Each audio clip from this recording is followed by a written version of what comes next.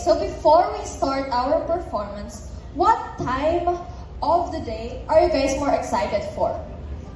Well, of course, it's 12 a.m., which is Alas 12!